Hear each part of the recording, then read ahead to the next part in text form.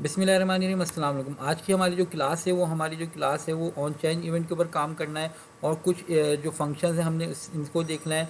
इसमें जो है कि जैसे मैं यहाँ पर कोई भी नाम स्टूडेंट कर लेता हूँ, माय स्टूडेंट या माय डेटा कर देता हूँ मैं यहाँ पर। तो यहाँ पर जो भी आप लिखेंगे वो फ़ौरन इधर चेंज हो जाएगा स्टेट के थ्रू। उसके अलावा यहाँ पर जब मैं रेडियो बटन से कोई भी वैल्यू सेलेक्ट करूँगा तो वो यहाँ पर चेंज हो जाएंगी वैल्यू। यहाँ से ड्रॉप डाउन से मैं कोई वैल्यू सेलेक्ट करूँगा तो वो यहाँ से ये वैल्यू फ़ौरन चेंज हो गई। इसके अलावा अगर मैं कोई यहाँ पर मार्क्स लिखता हूँ तो उस हवाले से जो परसेंटेज है वो कैलकुलेट हो गई है। तो स्टार्ट करते हैं हम आज की क्लास। यहाँ पर मैंने एक फ़ाइल बनाई है, फाइल 6.jsx, और माई टूडे क्लास के नाम से वो क्लास का नाम मैंने रखा हुआ है।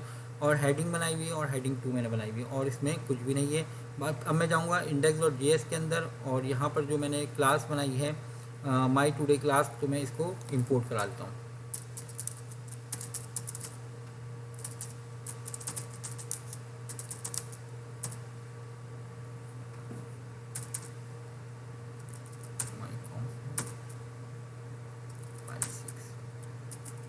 सेव किया इसको मैंने और माई टूडे क्लास, ठीक है, ये इम्प्लीमेंट हो गया है। अब हम यहाँ पर इसको इनपुट बॉक्स लेते हैं। यहाँ पर लिख रहा हूँ एंटर नेम इनपुट स्लैश, इस तरीके से लगेगा, ठीक है। Type is equal to text लिखना होगा। अगर मुझे टेक्स्ट बॉक्स चाहिए होगा तो मैं यहाँ पर लिखूँगा टेक्स्ट, तो मुझे यहाँ पर मिल जाएगा टेक्स्ट बॉक्स। ये देखिए यहाँ पर मुझे टेक्स्ट बॉक्स मिल गया जो मैं इंटर नेम कर सकता हूँ। हेलो आई एच आई, ये जो हेलो आई एच आई जो हमने लिखा है ये इसकी वैल्यू है। एंटर नेम जो है ये एक लेवल है। अगर आप चाहते हैं कि इसके अंदर जो है वो एंटर नेम लिखा हुआ है और जब हम कुछ लिखें तो वो एंटर नेम मिट जाए तो वो होता है प्लेस होल्डर के ज़रिए। हम यहाँ पर लिख देते हैं placeholder is equal to enter name, control S. तो यहाँ पर आप देख रहे हैं इस तरीके से ग्रे कलर में एंटर नेम लिखा हुआ आ रहा है। जब मैं यहाँ पे अपना कोई नाम लिखता हूँ तो यहाँ पर ये इस जगह पर मिट गया। अगर मैं इसको सब मिटा दूंगा तो एंटर नेम का टेक्स्ट इनेबल रहेगा। और यहाँ से मैं इसको हटा देता हूँ, ठीक हो गया। ये हमारा प्लेस होल्डर कहलाता है। प्लेस होल्डर में आप जो भी लिखेंगे वो एज अ टिप जो है इसके अंदर टेक्स्ट बॉक्स के अंदर आ जाएगी। यहाँ पर जो भी इनपुट हो वो हमारे स्टेट के अंदर वैल्यू आ जाए। तो मैं यहाँ पर लिखता हूँ स्टेट, और स्टेट के अंदर मैं वेरिएबल का नाम बोल देता हूँ std नेम कॉलन नन कर देता हूँ। और यहाँ पर मैं इस जगह पर कहता हूँ कि स्टेट, यहाँ पर मैं कहता हूँ कि जब बटन पे क्लिक हो तो जो भी एंटर हुआ है वो वहाँ पर हमारे इस टेक्स्ट बॉक्स के अंदर आ जाए। तो एक तरीका तो ये है कि आप बटन क्लिक के ऊपर काम करें और इसके अंदर वैल्यू, स्टेट के अंदर वैल्यू को स्टोर करा दें। यहाँ पर मैं जो है लास्ट में HR यूज़ कर लेता हूँ। HR जो है वो लाइन एक आ जाएगी और उसके नीचे जो है मैं यहाँ पर डिस्प्ले कराना चाहता हूँ H1 के अंदर जो भी स्टेट की वैल्यू, दिस डॉट स्टेट और std नेम स्लैश H1।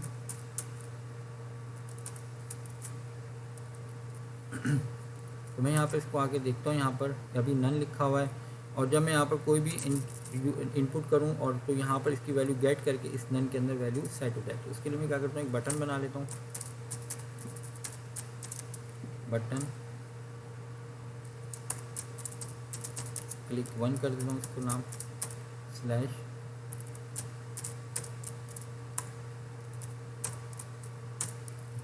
आप लोगों को याद है ना किस तरीके से हम काम करते हैं। हम कहते हैं on click is equal to, अगर मैं इनलाइन फंक्शन लिखना चाहूँ तो किस तरीके से लिखूँगा, कर्ली ब्रैकेट के अंदर इस तरीके से स्मॉल ब्रैकेट एरो साइन, और फिर यहाँ पर ये फंक्शन स्टार्ट हो गया। मैं यहाँ पर लिखूँगा दिस डॉट सेट स्टेट।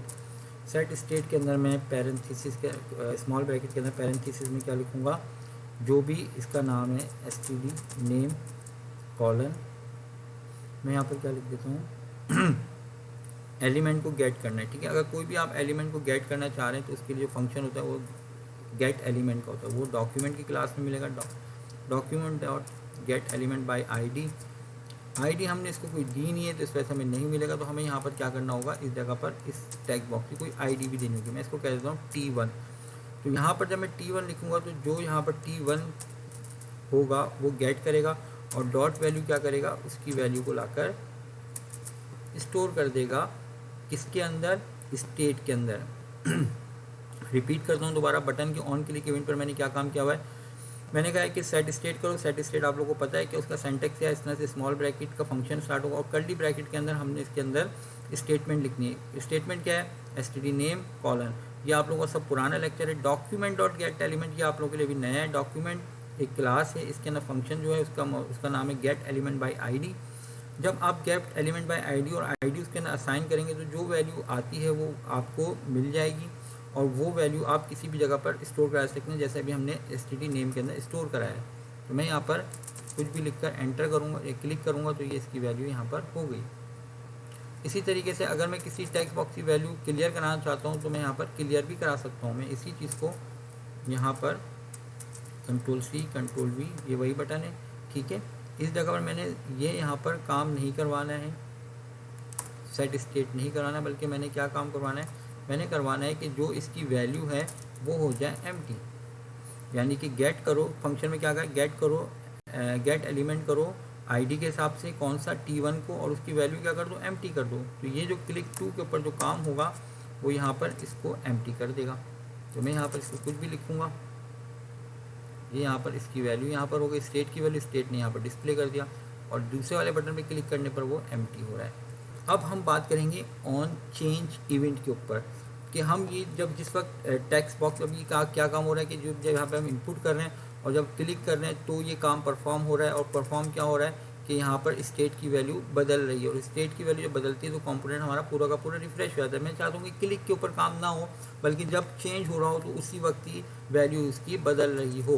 तो वो काम मैं किस तरीके से करूँगा, मेरे पास यही इनपुट वाला टेक्स्ट बॉक्स है जो भी मैंने बनाया है और मैं यहाँ पे क्या कहूँगा, मैं यहाँ पर कहूँगा on change is equal to इस तरीके से कर्ली ब्रैकेट के अंदर, और कर्ली ब्रैकेट के अंदर आप क्या काम करेंगे, आप वही काम करेंगे जो अभी आपने क्लिक के ऊपर काम करवाया है।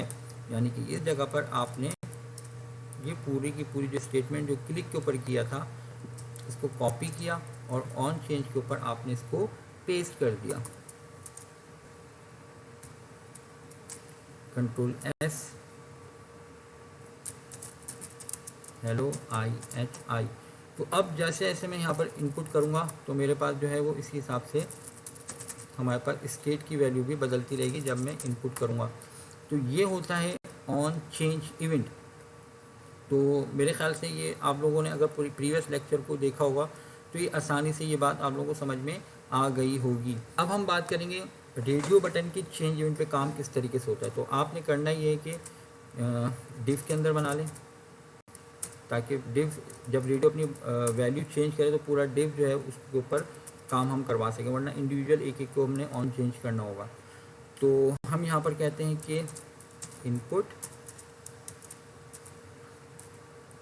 टाइप इज इक्वल टू, अब हमें टेक्स्ट नहीं लिखना, हमने इसके अंदर लिखना है radio.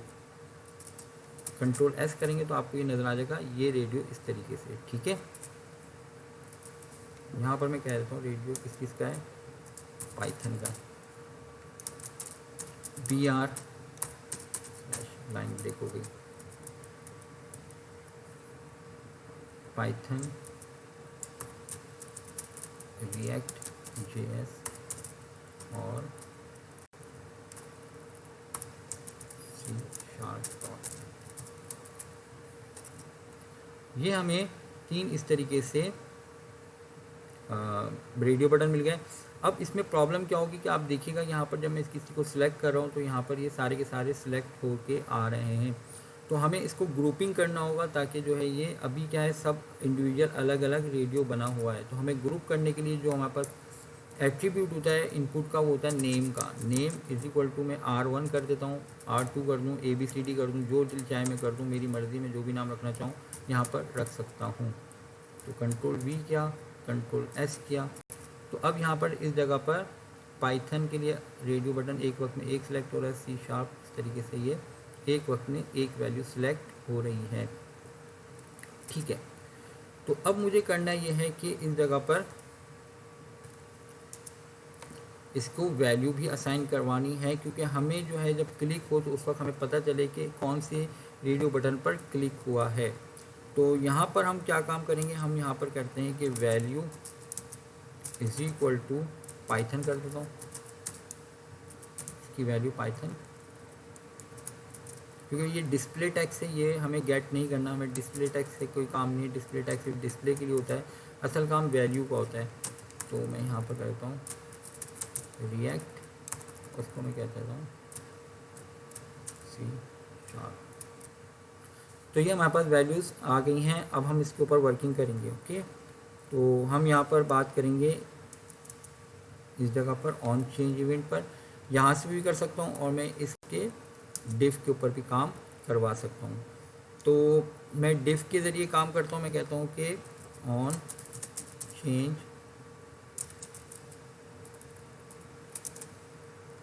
On change is equal to curly bracket में मैंने कहा कि दिस के अंदर fun1 कॉल वो करें आप। ठीक है, और fun1 मुझे कहाँ बनाना होगा, मुझे रेंडर फंक्शन से ऊपर बनाना होगा। मैं यहाँ पे कहता हूँ fun1, ये एक वेरिएबल बना, इसके अंदर इज इक्वल टू करके वैल्यू असाइन होगी। क्या असाइन होगी, ये फंक्शन की होगी। फंक्शन का आपको सिंटैक्स बता दिया था मैंने, स्मॉल ब्रैकेट एरो साइन और इस तरीके से कर्ली ब्रैकेट में जो भी लिखेंगे वो फंक्शन का हिस्सा बन जाएगा।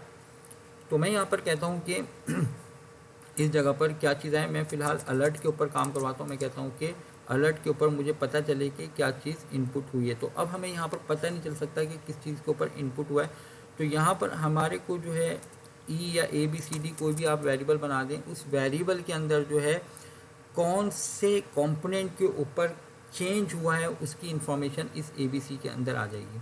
तो मैं यहाँ पे कहता हूँ A B C dot target dot value, तो मुझे पता चल जाएगा कि किसके ऊपर क्लिक हुआ है।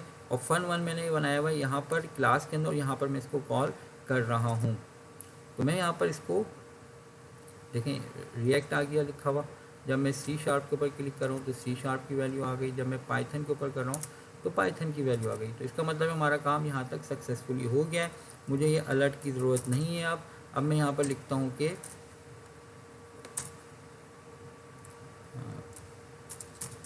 सब्जेक्ट नेम कॉलन नन, ये भी नन कर देते हैं, इसको ऊपर वाले को कॉमा कर दूँ, ये दो अब आ गए वहाँ पर वेरिएबल। तो मैं यहाँ पर कहता हूँ कि this dot set state subject name colon, और मैं यहाँ पर लिख दूँगा A B C dot target dot value. Control S किया मैंने इसको, और अब यहाँ पर जो भी हम यहाँ पर सिलेक्ट करेंगे वो स्टेट की वैल्यू हो जाएगी। मैं यहाँ पर स्टेट की वैल्यू को H2 के अंदर प्रिंट भी करवा लेता हूँ।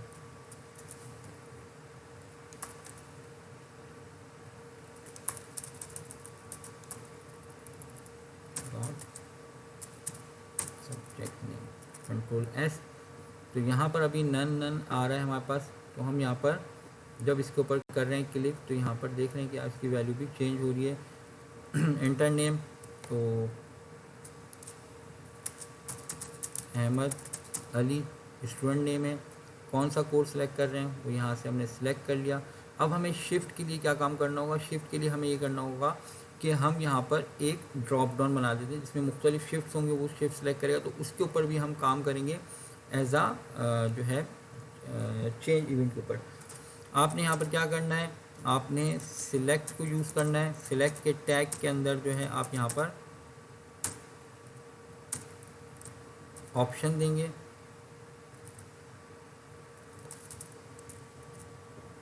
ऑप्शन में मैं यहाँ पर देता हूँ शिफ्ट है मॉर्निंग की, मॉर्निंग दे दिया।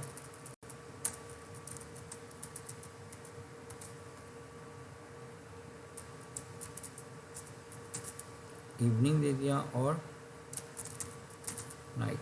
तो जो भी हमें सिलेक्शन होगी वो यहाँ पर आ सकती है। ड्रॉप डाउन देखिए आप किस तरीके से बनता है, सिलेक्ट के टैग के अंदर ऑप्शन करके जितने भी लिस्ट आइटम चाहें, मैंने अभी 3 क्या है, आप 30 भी कर सकते हैं, 300 भी कर सकते हैं। तो यहाँ पर आपको इस जगह पर ये ड्रॉप डाउन मिल जाएगा। इसमें मुख्तलिफ इसमें आपकी शिफ्ट आ रही है, आप इसमें जो भी सिलेक्ट करेंगे वो आपके स्टेट की वैल्यू हो जाए। तो वो किस तरीके से होगी वो मैं आप लोगों को बता देता हूँ। यहाँ पर होगा इस तरीके से काम कि हम यहाँ पर शिफ्ट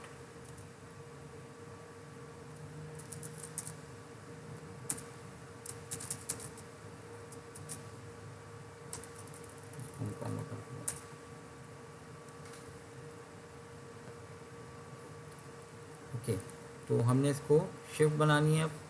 और शिफ्ट के लिए हम क्या काम करेंगे, इसी के ऊपर जाऊंगा, मैं बोलता हूँ कि on change is equal to bracket में दिस डॉट फन टू को कॉल किया जाए। तो दिस डॉट फन टू जो है वो कॉल होगा। तो मैं यहाँ पर जाता हूँ, इस जगह पर फन वन जो था मैं इसको कॉपी करके फन टू बना लेता हूँ।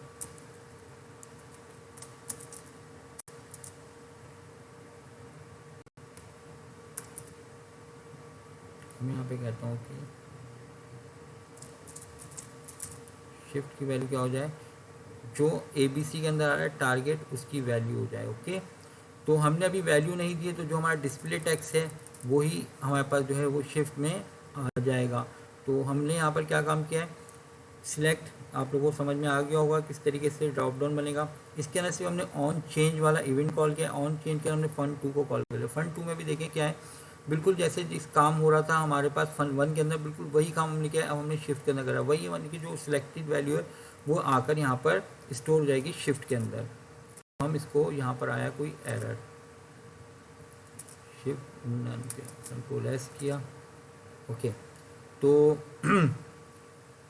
शिफ्ट हमारे पास, अब हमने शिफ्ट को डिस्प्ले ही नहीं कराया तो हमें यहाँ पर डिस्प्ले भी कराना होगा। हम यहाँ पर इसको डिस्प्ले करा देते हैं।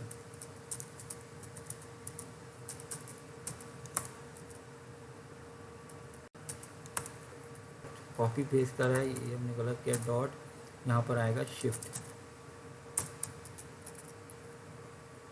हमने यहाँ पर सिलेक्ट किया पाइथन, स्टूडेंट नेम जो भी था वो इनपुट किया, कोर्स जो भी आप सिलेक्ट करना चाहें वो कर लें।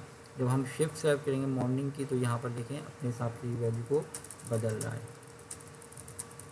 तो ड्रॉप डाउन में इस तरीके से हम वैल्यूज़ को सिलेक्ट कर सकते हैं, कोई मुश्किल चीज़ नहीं है। प्रैक्टिस करेंगे, 2-4 और प्रोजेक्ट्स आप करेंगे तो आप लोगों को ये बात समझ में आ जाएगी, कोई इसमें प्रॉब्लम वाली बात नहीं है। ओके, तो आप लोगों ने यहाँ पर देखा कि यहाँ पर 3 टैग बॉक्स हम लेकर आगे प्लेस होल्डर के साथ हमने इसमें मार्क्स वगैरह के लिए इनपुट कर दिया। मैं यहाँ पे चाहता हूँ कि जो भी मार्क्स यहाँ पर एंटर हो उसका सम और परसेंटेज जो है वो नीचे डिस्प्ले हो जाए। वो काम कैसे होगा वो मैं आप लोगों को करके दिखा देता हूँ।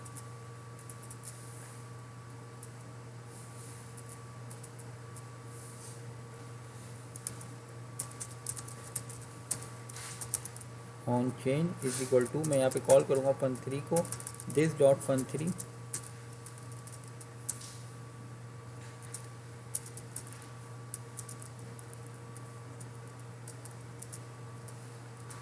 ठीक है। और यहाँ पर जो है फन थ्री में बना लेता हूँ, फन थ्री पे क्या काम करना है।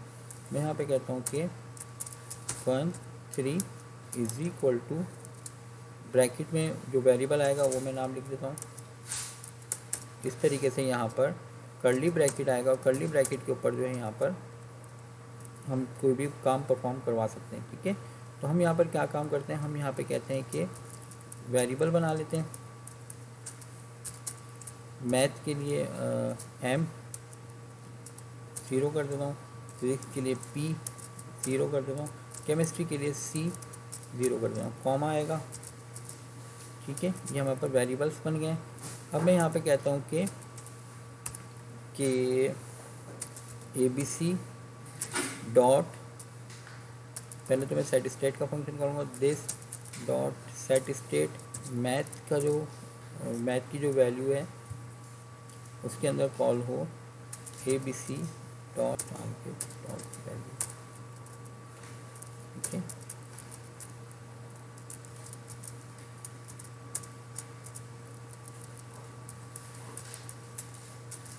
फन 4 के अंदर मैं कहता हूँ कि मैथ के बजाय आप किस में स्टोर कर दें, फिज़िक्स के अंदर स्टोर कर दें वैल्यू, और फन 5 के अंदर मैं कहता हूँ कि वैल्यू स्टोर हो जाए किसके अंदर, केमिस्ट्री के अंदर वैल्यू स्टोर हो जाए। ठीक है, तो अब मैं यहाँ पर क्या काम करता हूँ कि इस जगह पर जो मैंने हर जगह पर फन 3 कॉल किया था वो मैं हटा के कह देता हूँ फन 4 फन 5। तो और यहाँ पर मैं कहता हूँ इस जगह पर कि यहाँ पर आ जाए this dot state dot M की वैल्यू प्लस हो जाए, फिज़िक्स की वैल्यू प्लस हो जाए, और केमिस्ट्री की वैल्यू प्लस हो जाए। तो हम देखते हैं कि आया ये सम होता है या नहीं होता। तो मेरा ख्याल है कि ये सम नहीं होगा। 45 लिखा मैंने इसको, ठीक है, 25 लिखा और 10 लिखा। तो आप ये देख रहे हैं ये सम नहीं हुआ है, ये कॉन्केटिनेट हो गया, मर्ज हो गया। क्यों हुआ? क्योंकि ये तीनों की तीनों जो वैल्यूज़ हैं ये नंबर फॉर्म में नहीं, ये स्ट्रिंग फॉर्म में। और यही चीज़ मुझे आपको सिखानी है, और वो ये है कि हम पार्स इंट के ज़रिए जो है टेक्स्ट को कन्वर्ट करेंगे नंबर के अंदर। तो हम यहाँ पर किस तरीके से काम करेंगे, हम यहाँ पर बस इतना सा करना है हमारे को कि इस जगह पर p की जो वैल्यू आ रही है, हम जो स्टोर करा रहे हैं m के अंदर या p के अंदर या c के अंदर वैल्यू को, हम यहाँ पर लिखेंगे पार्स इंट, और इसके अंदर हम कॉल करा लेंगे, इसके अंदर जो वैल्यू उसको वो कन्वर्ट करवा लेंगे। बिल्कुल इसी तरीके से मैं यहाँ पर भी करूँगा, पार्स इंट, पार्स इंट के अंदर मैं यहाँ पर इस तरीके से इस फंक्शन के अंदर वैल्यू, सी के लिए भी मैं ये करूँगा पार्स इंट का फंक्शन कॉल करूँगा,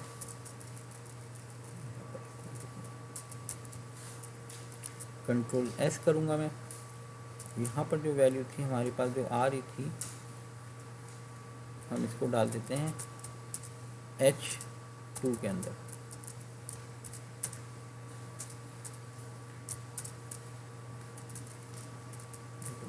टोटल मार्क्स कॉलम, तो यहाँ पर मैं अब इनपुट करता हूँ 45, 25, 35। तो हमारे को अब इनका सम मिल गया। वजह क्या थी कि हमने जो ये टेक्स्ट या करेक्टर फॉर्म था इसको हमने कन्वर्ट कर लिया, किसमें, न्यूमेरिक फॉर्म में कन्वर्ट कर लिया है। आप इसकी परसेंटेज भी निकाल सकते हैं, जो भी चाहें अब आप इसमें काम कर सकते हैं। ग्रेड के लिए भी हम काम नहीं कर सकते क्योंकि हमने कंडीशन नहीं सीखी है, और चेक बॉक्स जो है उसके ऊपर भी मैंने काम नहीं करा है आज। मैं नेक्स्ट क्लास में काम कराऊंगा, क्योंकि जब हम कंडीशन सीख लेंगे तो उसके बाद फिर हम चेक बॉक्स भी कर लेंगे। तो यहाँ पर मैं इसकी परसेंटेज निकालना अगर मैं चाहूँगा तो परसेंटेज आप लोगों को पता है किस तरीके से निकलेगी। जो भी आपके नंबर्स होंगे उसको हम यहाँ पे इस तरीके से ब्रैकेट में कर लेते हैं, मल्टीप्लाई बाय 100 कर लेंगे और डिवाइड बाय 300 कर लेंगे। तो हमारे को परसेंटेज भी पता चल जाएगी कि स्टूडेंट ने कितनी परसेंटेज हासिल की है। तो ये इसको जो है टोटल जो परसेंटेज टोटल यहाँ पर हम इसको H3 के अंदर परसेंटेज को डिस्प्ले करा सकते हैं। यहाँ पर मैं परसेंट का साइन लगा देता हूँ, डिस्प्ले हुआ आ जाएगा। कंट्रोल एस किया मैंने, तो यहाँ पर अब आप देखें इस तरीके से वैल्यूज़ आ रही हैं। अच्छा, यहाँ पर आप लोगों को एक चीज़ नज़र आ रही है कि यहाँ पर जो परसेंटेज है वो इस तरीके से आ रही है, मतलब बहुत ज़्यादा जो है इसमें डिजिट आ रहे हैं। तो आप इसको फिक्स कर सकते हैं, 2, 3 जितने भी चाहें आप डिजिट के ऊपर काम करवा सकते हैं। वो आप किस तरीके से काम करेंगे वो ये देखें, आपको मैं थोड़ा सा इस तरीके से बता देता हूँ। ये हम इसको थोड़ा तरतीब में कर लेते हैं तो नज़र आ जाएगा हमारे को। ठीक है, ये एक पूरा हमने जो कैलकुलेट हो रही चीज़ हमने इसको कहा तो मैं एक ब्रैकेट में हो जाऊँ, पूरी एक कैलकुलेशन हो गई। फिर मैं यहाँ पे कहता हूँ टू फिक्स का फंक्शन कॉल करता हूँ। टू फिक्स के अंदर मैं जितने भी डिजिट देता हूँ, 2, 3 जो भी डिजिट दूंगा उतनी डिजिट में वो फिक्स हो जाएगा। तो मैं यहाँ पर अगर कहता हूँ कि 80, 52, 25, तो ये 2 डिजिट के अंदर हमारे पास परसेंटेज आ जाएगी। ओके, अगर ये थोड़ा बिल्कुल ही साइड में मिला हुआ है, अगर मैं मार्जिन वगैरह देना चाहूँ तो वो भी मैं इसको दे सकता हूँ। यहाँ पर हमारे पास जो रिटर्न वाला डिफ था, जो मेन डिफ है हमारा, जो कंटेनर डिफ है, इसके अंदर मैं जाके STY करके एंटर करूँगा और मैं यहाँ पर मार्जिन लिख दूँगा कॉलन डबल कोटेशन में जितना भी मार्जिन में चाह रहा हूँ 40 पिक्सल 50 पिक्सल जितना भी चाह रहा हूँ तो मार्जिन पे हो जाएगा। तो देखा आप लोगों ने यहाँ पर मार्जिन के ज़रिए भी चीज़ें सेट हो गई। हमारी आज की क्लास टोटल यही है। हमने जो है आज यही सीखा है कि किस तरीके से ऑन चेंज इवेंट पर काम किया जा सकता है, किस तरीके से हम पार्स इंट के ज़रिए जो है टेक्स्ट को नंबर में कन्वर्ट कर सकते हैं और डिजिट किस तरीके से 2 डिजिट में लेकर आ सकते हैं परसेंटेज को। वो सारी चीज़ें हमने देख ली हैं। ऑन चेंज इवेंट के साथ हमने डॉक्यूमेंट डॉट गेट एलिमेंट को भी देख लिया है। ये सारी चीज़ें थी, यही थी टोटल आज की क्लास। इंशाल्लाह नेक्स्ट क्लास में हम इफ़ की कंडीशन पढ़ेंगे और चेक बॉक्स जो एलिमेंट है हम उसको भी देख लेंगे। आज के लिए इतना ही। खुदा हाफिज़।